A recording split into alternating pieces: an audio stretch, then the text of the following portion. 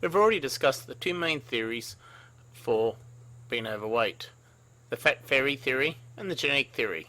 Genetic theory is also proposed as one of the main causes for diabetes, heart disease, cancer, ADHD, autism, and so on. Well, what we're going to do now is explain to you what genetics is all about and how it really works. At the end of this, you may be surprised to feel that perhaps the genetic theory is nothing more than a well-orchestrated campaign of lies, deceit, and misinformation by industries with a vested interest in making you sick, keeping you ill, feeling you don't have control, or just simply want you to consume their products no matter what the personal cost to you and your appearance, health, vitality, and enjoyment of life are.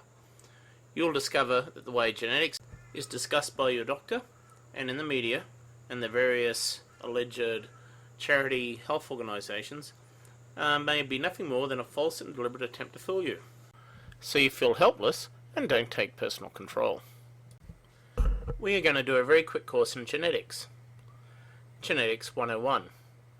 Our genetics material is carried in our DNA. It's kept in the nucleus of our cells, and we as humans reproduce by sexual reproduction, i.e., two humans of the opposite sex get together and do the hunchkey crunchkey, i.e., sexual intercourse. During intercourse, the male spurts sperm into the female. One of these lucky sperms swims faster than the other sperm and combines with a female egg. The combination of the sperm and the egg DNA that connect has an effect on the final outcome of the child. To a fair degree, how that child turns out will depend on how good a job that child has done at selecting his parents, his grandparents, his great-grandparents, his great-great-great-grandparents, and so on. It constantly amazes me what information is contained in genetic material. For example, my chickens live in an idyllic world, a chicken garden of Eden. They free range, and I grow them little special treats like this millet here. Their food is provided, good morning. the world is predator free. We've got The only real T-bone problem for they've had to breakfast deal today. with, well, when I'm late making them their morning popcorn or delivering their bowl of homemade yogurt. One day, the neighbour's dog, who regularly invites himself over for breakfast, visited. I'd left the back door open, and the dog walked out amongst the chickens. At first, the chickens thought nothing of the visitor. Then a chicken made a run for it. The dog's hunting gene kicked in, and the dog was off after my chickens. I tried to catch the dog, but could not. I foresaw a horrible fate for my beloved birds. To my amazement, these birds, who had probably never discussed the concept of predator, or had absolutely any reason to believe that such a thing even existed, and almost definitely probably never held a meeting to discuss and theorize the existence of such things as predators, or had sat there and developed a plan of action as to what to do if ever such a thing did actually exist and enter their Garden of Eden. To my amazement, the birds, in their genetic DNA, already had a preset plan on how to deal with predators. What the birds did was they took turns running in 6-second bursts to the next bird. That next bird would then take off in relay, and after about 2 minutes of this, the poor dog was totally exhausted and gave up the chase and came inside to eat his scrambled eggs. And I must say these chickens were far braver and handled the situation much better than most humans. If a giant predator 10 times our body weight started chasing us around, we as humans would probably scatter and panic like wildebeest.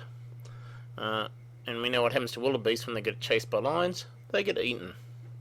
In the community section of the chicken's DNA was a coding where they had programmed in them the need to work as a team and sacrifice for the greater good of the tribe. Even though chickens are descendants of the mighty bipedal dinosaurs, which is a totally different evolutionary branch to us mammals, who at that time were nothing more than rodents, going around eating dinosaur eggs, just like us primates, chickens groom each other, they have altruism, and grieve when there's a death in the family.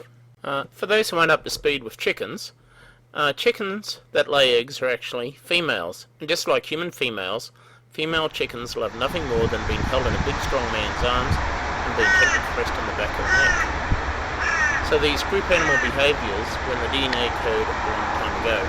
In fact, invertebrates like worms have identical stress hormones to us, and guess what? 70% of our DNA is in common with sea sponges. For the evangelist Christians getting a bit upset right now, you can say that God, all-powerful, all-knowing, in his infinite wisdom, decided to save time by using templated code as much as possible in the DNA. Oh, this works, let's keep it. If I can keep a herd of brontosaurus together as a family by getting them to stroke and caress each other and produce oxytocin, I'm going to use the same hormone in chickens and humans and primates. Clever fellow, God. Now we're going to do genetics 102 and see how environment and genetics interact. In fact, I'm going to use myself and my family as an example of how genetics works, as we are a little unique. First off, all males in my immediate family, i.e. my dad, his brothers, and my brothers, are all over 6 foot tall, even though in our generation only 5% of males were 6 foot, i.e. 184 centimetres or taller. All of us are about 110 kilo and have XX or XXL chests.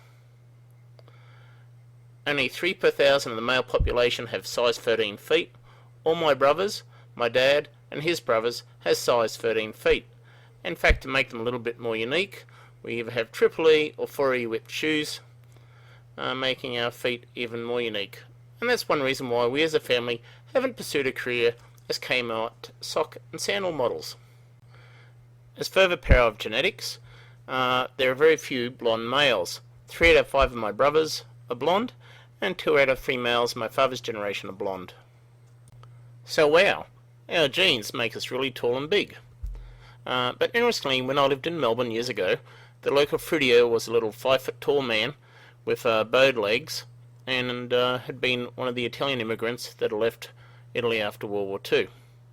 Strangely, his sons were 6'4", square angular jaws, broad shoulders, and in fact would have made good models for sculpting Italian gods.